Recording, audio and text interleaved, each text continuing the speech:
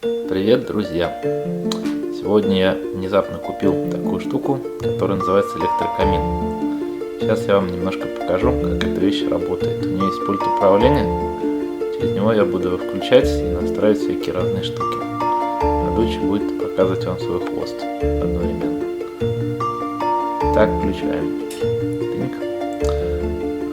Ну, это стандартный его режим, в котором он просто горит, но ничего не греет. На самом деле этот камин, он не только для того, чтобы в него смотреть, а еще к тому же для того, чтобы греть воздух. В нем есть несколько режимов регуляции пламени. Я сейчас буду потихоньку их переключать, и вы увидите, как они выглядят.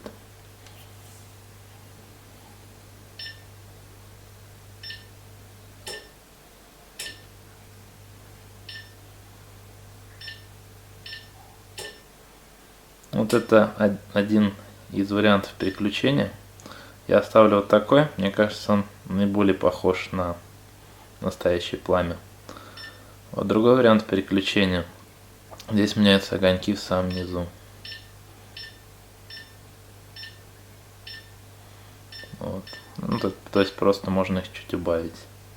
Также есть два фонаря сверху, их можно выключить либо включить.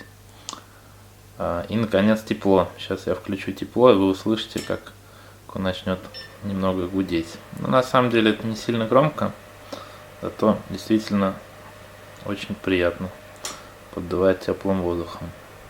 А сейчас я выключу свет, и вы увидите, как все это замечательно смотрится в темноте.